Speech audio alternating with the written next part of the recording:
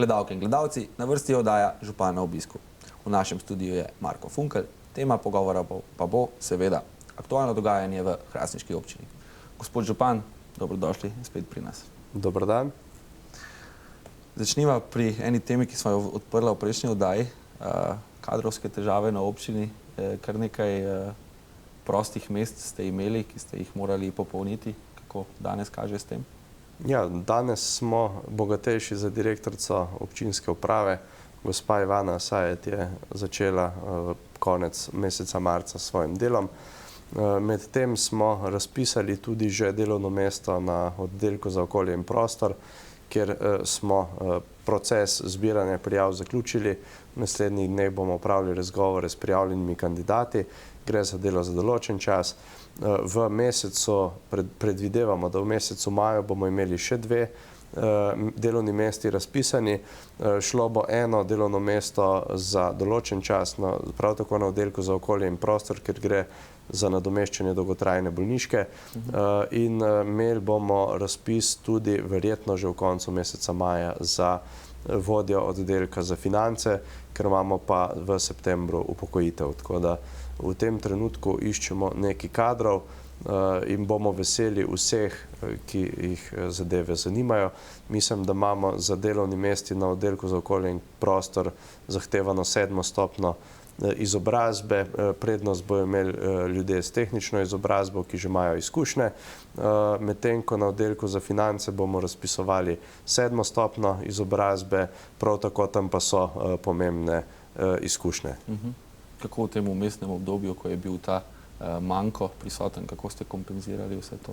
Manko še vedno je, ker imamo 5 dokaj dolgotrajnih bolnišk, tako da se trudimo z notranjimi prerazporeditvami, dodatnimi nalogami za obstoječe kadre nekako zadeve urejati. Je pa res, da na dolgi rok se to ne da, tako da jaz verjamem in upam, da bomo zelo kmalu imeli ekipo skoraj popolnjeno. No, ko govorimo o kadrih, zdravstveni dom Hrastnik je dobil novo vodstvo, no, ne celotno vodstvo, ampak novega direktorja, zaenkrat samo vršilca dolžnosti. To je postal Gregor Pajič. Pa mi povejte malce več o razlogih za nezaupnico prejšnji direktorici in kakšni so razlogi za imenovanje gospoda Pajiča. Drži. Delavci zdravstvenega doma Hrastnik so me že januarja prosili za sestanek. Z njimi sem se dobil in potem je v bistvu svet zavoda tudi na pobudo delavcev sprožil postopek za prekinitev pogodbe z prejšnjo direktorico gospo Garantini. Občina Hrastnik kot eden od ustanoviteljev tega javnega zavoda je se na koncu strinjala z razlogi, ki so jih delavci in svet zavoda podali, tako da smo na občinski seji 28. marca izglasovali pobudo, ki je bila prej sprejeta na svetu zavoda. Seveda, ko preteče rok zdajšnji direktorici, to je 26. aprila, je naslednji dan tisto, kar se zgodi, nastopi službo vršilec dolžnosti. Mi smo v teh dneh te postopke speljali, tako da imamo vršilca dolžnosti z dne 27. aprila tudi aktualno na mesto. Vršilec dolžnosti je gospod Gregor Pajič.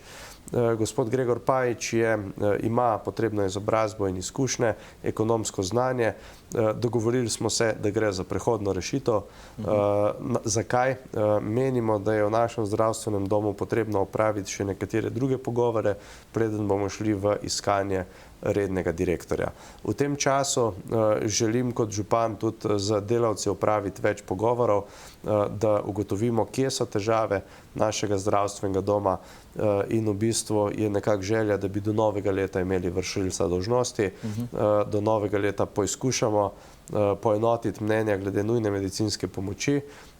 Prav tako poizkušamo urediti razmere v zdravstvenem domu, ker po mojem mnenju so se ustvarile neke zamere med določenimi zaposlenimi in bomo zelo veliko delali na medosebnih odnosih, medtem ko vršilca dolžnosti predvsem čaka naloga pregleda ekonomskega poslovanja in iskanja možnih alternativ za to, da bo dom posloval v normalnih številkah. Ima pa dom seveda tudi strokovnega direktorja, direktorico. Kako je s tem? Vsak zdravstven dom ima strokovnega vodjo. To je ostal isti. Strokovni vodja je zaenkrat še vedno nismo nič spreminjali, se bomo pogovorili o strokovnem vodju, prav tako ima strokovni svet vsak zdravstveni dom in vsak zdravstveni dom ima tudi glavno sestro, ki je desna roka direktorja. Zaenkrat menjav nismo predvidevali, bomo pa v teh naslednjih 7 mesecih opravili pogovor z vsemi in se skupaj z zaposlenimi odločili, kako bomo ta delovna mesta razporedili. To sem vprašal bolj kot pojasnilo, da bodo gledalci razumeli, za kakšno menjavo gre, da se ni kar naenkrat zamenjalo celotno vodstvo zdravstvenega doma. Je pa imel gospod Pajč tudi na predvolilnih soočenjih, tudi v našem studiu, kar nekaj pripomb na to primarno zdravstvo v občini Hrastnik in seveda upamo in verjamemo, da bo uspešen pri svojem delu. Gremo naprej k naslednji pereči temi, Ceros. Mislim, da se vračamo že 3. mesec zapored k tej temi. Kaj je novega glede centra za ravnanje z odpadki? Ja, med tem časom smo izvedli en zbor krajanov. Jaz mislim, da se ves ta čas v ostalih občinah predvsem govori o ekonomski sanaciji in o luknji, ki je nastala pod prejšnjim vodstvom. Jaz mislim, da za občane Hrastnika je zelo pomembna tudi ekološka sanacija, zato sem vztrajal, da naredimo takoj po zvišanju cen tudi sestanek oziroma zbor krajanov. Na sestanku oziroma na zboru je bilo prisotnih 101 občan oziroma občanka. To je bil najbolj udeležen zbor krajanov krajevne skupnosti Marno. Krajani so nezadovoljni, so izrazili neke želje za prihodnost, predvsem pa jaz mislim, da je potrebno z njimi redno vzpostavljati nek dialog oziroma kontakt, da so tudi oni čutijo vključene pri reševanju problematike. Jaz bi rekel, da naslednji korak, ki ga bomo mogli skupaj narediti, je, da se dogovorimo z vsemi občinami, ustanoviteljicami glede sanacijskega programa. Predvidoma bo seja sveta Ceroza 7. maja, ko naj bi razpravljali o tem, mogoče tudi sprejeli že kakšno odločitev. Tisto, kar pa občina Hrastnik na tem mestu poudarja in bo vztrajala pri tem, pa je, da se opravi revizija projekta, ne poslovanja, ampak projekta, ter da se s tem pripravi ustrezne podlage za morebitne kazenske in odškodninske se pravi tožbe. In če ne bo vodstvo Ceroza sposobno tega narediti, kakor je svet Ceroza temu naložil, bomo kazenske ovadbe vlagali v imenu občine Hrastnik. To v imenu občine kot skupnosti, kaj pa recimo individualne tožbe, imate kakšne informacije, so občani morda že napovedali kakšne odškodninske zahtevke? Jaz mislim, da je bila kazenska ovadba strani občanov, krajanov ena vložena, mislim, da je bila tudi zavrnjena in podana k dopolnitvi. V kakšni fazi je pa to, pa seveda mi kot stranka, ki nismo v postopku, ne moramo vedeti. Jaz mislim tudi, da tukaj se je potrebno zavedati, da stranke v postopku je 5 občin, ne samo občina Hrastnik, in da moramo vzpostaviti nek sistem sodelovanja med vsemi občinami, ker brez, da si zaupamo vsaj župani med sabo in se podpiramo, sodelovanja v Zasavju ne bo. Trboveljska občina, čeprav je napovedala izstop iz Ceroza z novim letom, sodeluje v teh pogovorih glede sanacije? Zaenkrat je Trboveljska občina še vedno članica oziroma solastnica Ceroza, tako da jaz mislim, da morajo vseh 5 občin sodelovati v pogovorih, kako rešiti situacijo. V vaši občini bo imenovanih oziroma nekaj že imenovanih novih delovnih teles, če lahko temu tako rečemo. Sicer gre za nov svet za invalide, svet za mlade, svet za turizem in svet za kulturo, pa če greva kar po vrsti. Svet za invalide, razlogi za ustanovitev in kaj bodo cilji sveta? Ja, svet za invalide je bil v občini Hrastnik že nekaj mandatov delujoč. Gre za projekt, da občina želi biti prijazna invalidom, tudi naziv imamo občina prijazna invalidom, tako da samo nadaljujemo že sprejete smernice. Tokrat smo se odločili, da tako za invalide kot za mlade damo poziv, da se tudi občani, ki želijo na tem področju pač sodelovati pri odločanju, javijo. Moram reči, da nekaj odziva je bilo, več za mlade kot za invalide. To smo pa naredili z razlogom, da vključimo vso javnost, ker pojavili so se očitki, da vedno v teh delovnih telesih sedijo predstavniki strank ali predstavniki občinske uprave in drugih inštitucij ali aktivnih društev. Jaz mislim, da je prav, da lahko vsak občan sodeluje pri tem, tako da bomo poizkušali narediti sestavo v prihodnjih dneh teh obeh omenjenih, se pravi, delovnih teles, Sveta za mlade in Sveta za invalide. Zdaj, če pri invalidih smo že občina prijazna invalidom, bomo to pri mladih, upam, da v prihodnje šele postali. Svet za mlade je pač eden od korakov, da pridemo do tega naziva in tudi, da vključujemo mlade pri odločanju. Tu imamo sicer v tem svetu namen pozvati predvsem mladino, smo se pa v preteklih tednih udeležili tudi otrokom prijazna UNICEF-ovo mesto, kjer je občina Hrastnik ena od 15 občin v Sloveniji, ki smo ta naziv prejeli, tako da jaz mislim, da ne samo, da mlade upoštevamo, tudi otroke je potrebno upoštevati, ker občina Hrastnik mora dobiti malo tega mladostne zagnanosti in upoštevati mlade pri soodločenju, da naredimo spet eno okolje, kjer bojo mladi imeli pomembno besedo. Ta UNICEF-ov naziv oziroma priznanje, kaj je bilo treba storiti, da ste to dobili? Ta naziv je bil pridobljen, mislim, da enih 6 let nazaj. Gre za to, da se vključuje mlade v procese odločanja. Sami bomo tudi pri pripravi naslednjih projektov mlade povabili, recimo pri urejanju športno-kulturnega parka v letu 2020 bomo razpisali oziroma naredili tudi eno serijo enih pogovorov z mladimi, kako si oni predstavljajo te zadeve, plus da zagotavljamo neke programe za mlade in da smo mladim naklonjeni pri sprejemanju odločitev. Nisem še komentiral, imamo poleg teh dveh delovnih teles, imamo tudi 2 delovni skupini, ki pa nista sestava sveta, ampak sta delovni skupini narejeni za pripravo strategije na področju kulture in turizma. Vključili smo ljudi, ki se v Hrastniku ukvarjajo s turizmom in s kulturo. Predvsem na kulturi imamo zelo veliko referenčnih posameznikov, ki delujejo izven Hrastnika, pa so na nivoju vrhunske kulture, tako da smo se v teh dneh prvič sestali in verjamemo, da bomo na teh 2 področjih lahko naredili velike korake v prihodnje. Do konca tega leta, pač namen tega pa je, da do konca tega leta pripravimo strategije in smernice razvoja Hrastnika za recimo naslednjih 10 let na področju kulture in turizma in da dolgoročno ustvarimo iz tega tudi dodano vrednost s kakšnim delovnim mestom. Ja, da se izkoristijo potenciali domačega kadra. Ko smo ravno pri invalidih, želel bi to reči, mislim, da pred kakšnim letom sem za nek drug medij upravljal intervju s, se ne spomnim točnega naziva, predsednik Zveze invalidov in predsednikom Zveze slepih in slabovidnih. In ravno to sta poudarjala, da je potrebno predvsem lokalne skupnosti, odločevalce, izobraziti o tem, koliko je pomembno recimo danes nek urbanizem, umestitev v prostor, neki robniki, to se mora paziti pri novogradnjah.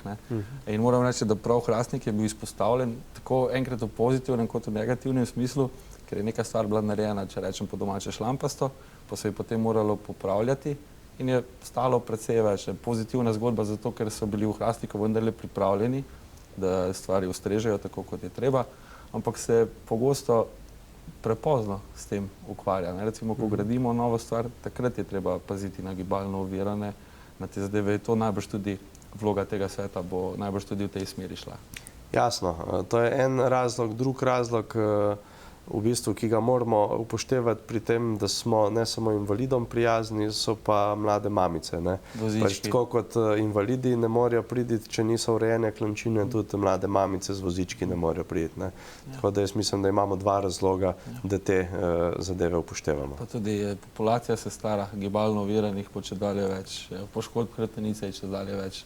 V teh stvareh bo treba začeti razmišljati malce širše, malce bolj resno in dovolj o tem, gremo naprej. Reorganizacija dela v kulturno-rekreativnem centru, zdaj tam bo potekala tudi energetska sanacija, torej tudi prostori bodo prenovljeni in deloma novi. Reorganiziran pa bo tudi samo delo oziroma oddelki, pa nam povedite malce več o tem. Ja, zaenkrat smo še v fazi pogovorov, kako zadeve zapeljati. Želimo povečati majčkeno več pristojnosti na področju delovanja programov za otroke. Pri nas na Kulturno-rekreacijskem centru v Hrastniku trenutno imamo zaposlene tudi sekretarja za šport in sekretarja za kulturo, ki je v bistvu hkrati tudi sekretarka za mladino, ne, se pravi, in predsednica oziroma vodi programe za Društvo prijateljev mladine Hrastnik. Mi v bistvu razmišljamo v smeri, da bi imeli eno osebo za kulturo, eno osebo za otroke in eno osebo za šport. Jaz mislim, da to je smiselno razširitev obsega delovnih mest, ker ne nazadnje bomo na ta način ogromno denarja, ki ga vložimo v obstoječo infrastrukturo, dodali tej infrastrukturi tudi potrebno vsebino. Ker po svoje, če imamo v Hrastniku, pa jaz mislim, da imamo tako na športnem kot kulturnem področju veliko infrastrukturnih objektov, ki imajo potrebno podlago za vsebine, da moramo tudi mečkeno še narediti na programski ponudbi. Se pravi, čujem. Gre še naprej malce z infrastrukturo. Izgradnja sekundarnega kanalizacijskega sistema. Kje, kdaj? Ja, mi smo, če se ne motim, tudi prvimi med občinami, ki smo že vložili potrebno dokumentacijo za pridobitev evropskih sredstev v sklopu dogovora za razvoj regij. Smo tudi med prvimi v Sloveniji. To moram pohvaliti pač delo občinske uprave v preteklosti, ki je imela tukaj na tem področju res že izdelano dokumentacijo. Mi bomo začeli z prvimi deli že letos, je pa to program, ki ga bomo finančno in izvedbeno zaključili do leta 2022 in bomo predvsem v centru Hrastnika oziroma v predelu, kjer so stanovanjski, večstanovanjski objekti, tudi v krajevni skupnosti Prapretno, zagotovili pač kanalizacijska omrežja. Tako da to bo ena pozitivna zgodba in tudi Hrastnik, če gledamo glede na koeficient razvitosti v Sloveniji, smo nad povprečjem ravno zaradi tega, ker imamo za gospodarske javne službe in javno infrastrukturo že precej dobro razvito. Seveda pa nas čaka v prihodnje še nekaj izzivov, ker ima Hrastnik dokaj veliko tudi manjših naselij, za katera pa do zdaj še ni bilo namenjena kohezijskih sredstev, kar pomeni, da imamo še kar nekaj dela v prihodnje, skupaj seveda za državo in za Evropo.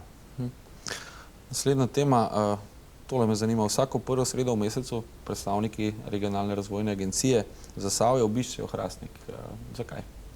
Ja, mi smo se z direktorjem Regionalne razvojne agencije na prvem srečanju strinjali, da je delo Regionalne razvojne agencije ocenjevano tudi skozi prisotnost v določenem kraju. Mi menimo, da RRA, ki ga imamo, ima velik potencial, če mu bomo tudi dali ustrezno mesto.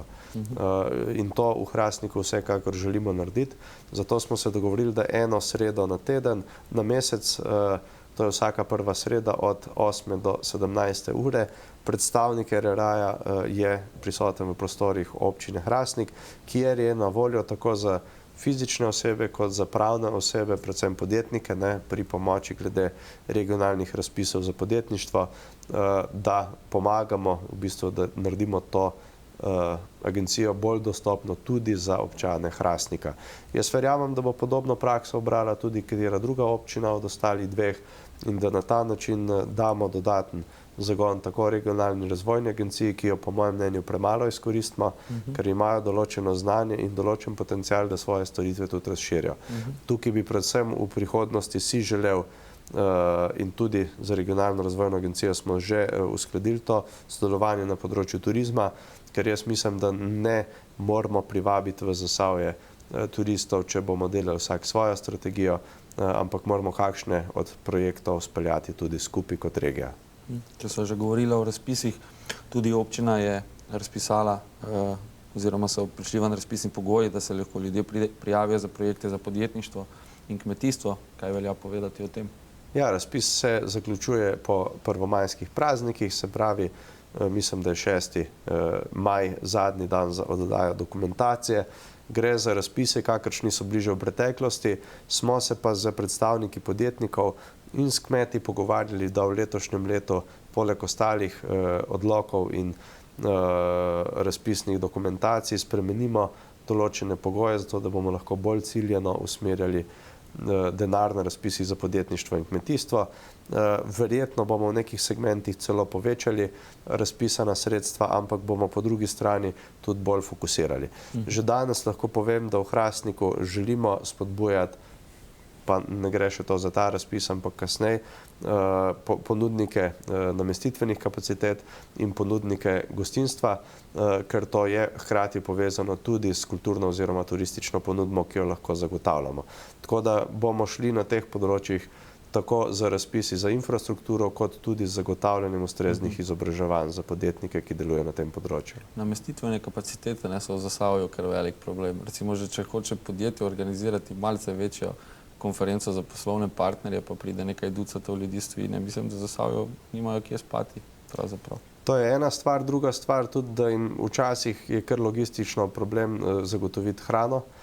In tretja stvar, mi, po mojem mnenju, v Hrastniku imamo izjemno dobro infrastrukturo na športnem in kulturnem področju, kar pomeni, da bi lahko konference, team buildinge ali celo priprave določenih športnih ekip gostovali, če bi imeli kakršnekoli kapacitete. In o tem resno razmišljamo, tudi v povezavi z mogoče okoliškimi zdravilišči, ker vendarle, če imaš dober nogometni štadion, pa 2 dvorani v kraju, kegljišče, pokrit bazen, se da marsikaj skombinirati. Laško recimo gosti kar nekaj množičnih prireditev, tako športnih kot kulturnih, ker pač imate možnosti.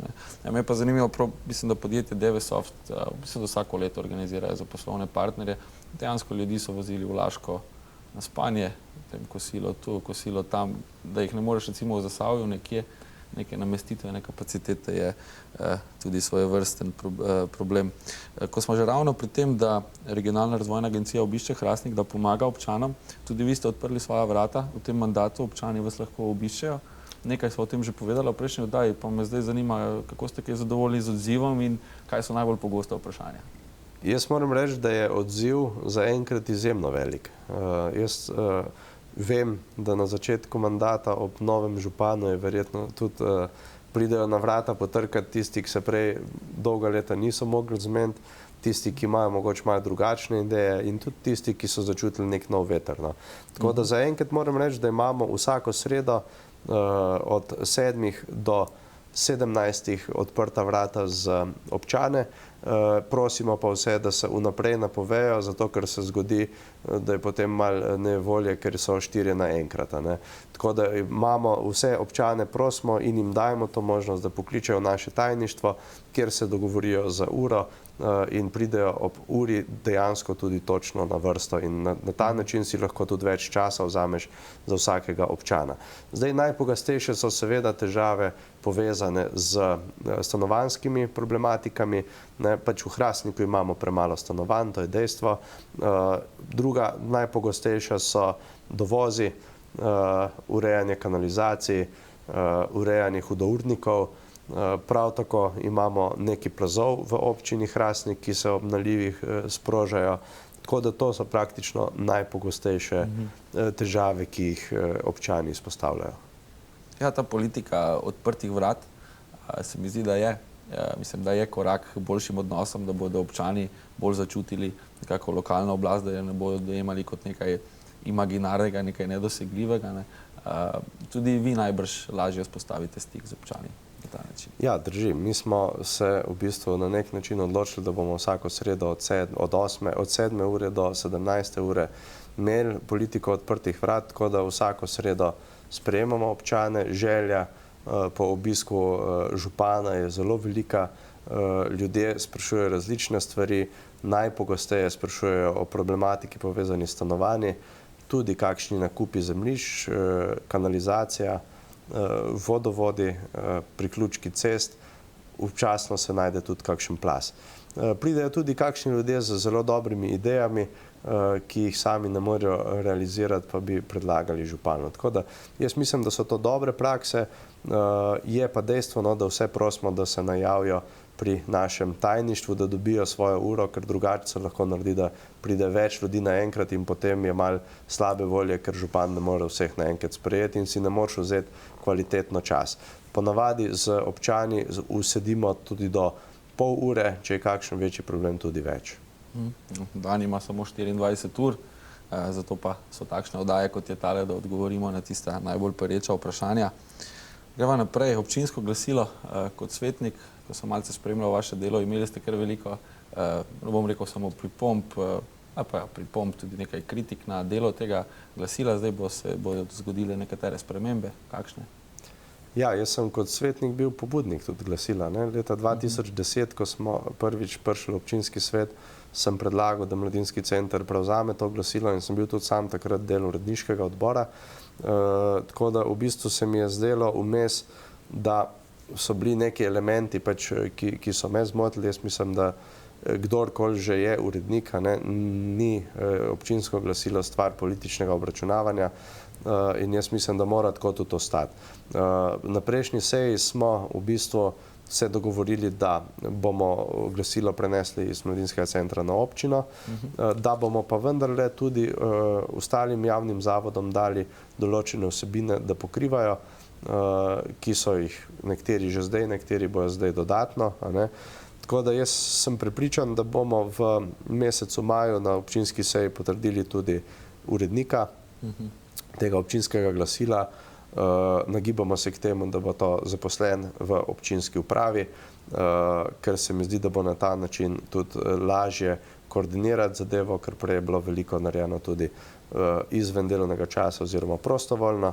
Tako da prepričan sem, da bomo prisluhnili tudi vsem željam svetniških skupin, s katerimi se pred sejo še dobimo, da se uskladimo tako glede imena urednika, kot tudi glede vsebine, ki jo želijo dati. Bomo pa verjetno dali noter tudi možnost svetnikom, da se predstavijo v naslednjih številkah, tako da jaz mislim, da je to prav, da se upošteva različna mnenja. Ja, glede glasila oziroma to vsebinsko, da se bodo zavodi, društva lažje predstavljala, to me zanima, to najbrž jim date nek prostor, da sami potem imajo neko vsebino, ki jo potem uredniško določa? Jasno, tako zavodi kot tudi krajevne skupnosti. Želimo jih vključiti krajevne skupnosti, medtem ko pri društvih bomo verjetno imeli tudi neko politiko, kaj sodi v občinsko glasilo, ki izhaja 4-krat letno, ker ni zanimivo brati o izletu pred 4 meseci. Se pravi, bomo dali tisto, kar se dogaja v Hrastniku, kar je odprto za vse, tisto bo imelo prioriteto v občinskem glasilu. Če bi vsako društvo recimo športno objavljalo rezultate mlajših selekcij, mislim, da bi lahko glasilo samo s tistim napolnjenim, s tistimi zapisniki. Glasbena šola, tega se še niso dotaknila, tudi tam nekatere spremembe, kakšne in zakaj? Ja, potekel je mandat direktorici glasbene šole, na razpis je prišla samo ena prijava, to je prijava aktualne direktorice. V prihodnjih tednih bomo skozi KVIAZ in občinski svet to prijavo tudi obravnavali. Jaz sem prepričan, da tukaj sprememb ne bo in da bomo imeli novo staro direktorico zelo kmalu tudi potrjeno. No, ker smo ravno v prazničnih dneh, pravzaprav bolj na koncu prazničnih dni, morda voščilo ni najbolj primerno, pa vendarle bi želeli kaj povedati občanom, pa tudi širše. Ja, jaz bi vsem občanom Hrastnika, občankam in občanom Hrastnika ter vsem ostalim Zasavcem in Zasavčankam želel ob prazniku dela zaželeti dostojno delo z dostojnim plačilom in hkrati, da vam poleg tega, da hodite v službo, ostane tudi čas za razvijanje svojih hobijev, za družino in za počitek. Smo v nekem drugem času, ko je dela vse več in ko včasih delo nosimo tudi domov, in jaz verjamem, da je zelo pomembno, da se znamo tudi odklopiti od dela in uživati v življenju. In to je najpomembnejše, tako da želim vam veliko miru in topline ter hkrati dostojnega dela. Lepo povedano. Gospod župan, hvala za obisk v našem studiu, pa se vidiva ob naslednji priložnosti. Hvala tudi vam. Gledalke in gledalci, to je bila oddaja Župana v obisku z Markom Funklom. Zdaj veste, kaj se dogaja v hrastniški občini. Hvala za pozornost, se vidimo spet ob naslednji priložnosti. Do takrat pa srečno.